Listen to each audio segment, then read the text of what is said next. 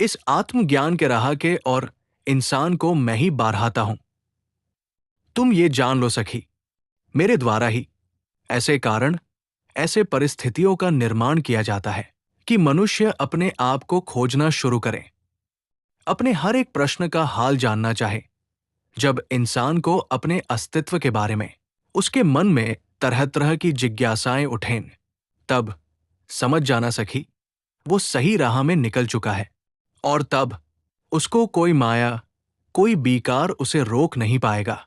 अब मैं तुम्हें वो निगूढ़ रहस्य के बारे में बताऊंगा जो कि आत्मबोध करवाती है, अपने आप से मिलवाती है, अपने और अपने जीवन का परम उद्देश्य के बारे में मनुष्य को साचेत कराता है।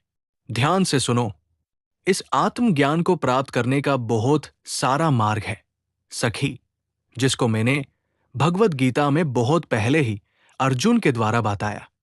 पर इस कलयुग में बहुत कम लोग इसका असली मतलब जान पाते हैं। इसको गहराई से समझकर, हर एक बात को मानते हुए अपने जीवन में उसको शामिल कर पाते हैं। क्योंकि साखी, भगवत गीता जैसे इन शास्त्रों का सही और साठिक अर्थ समझना जितना आवश्यक है, ठीक उसी तरह उस ज्ञान के हर एक शब्द को मानना और अपने जीवन में उतारना उतना ही आवश्यक है।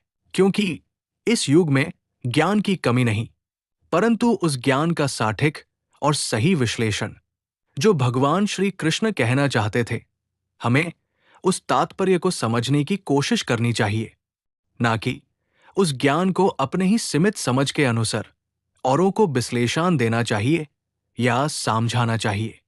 पहले तो इस ज्ञान को हमें शुद्ध भक्त से अनुभव करना चाहिए, जो इस ज्ञान को गुरु परंपरा के अनुसार प्राप्त किए हुए हैं।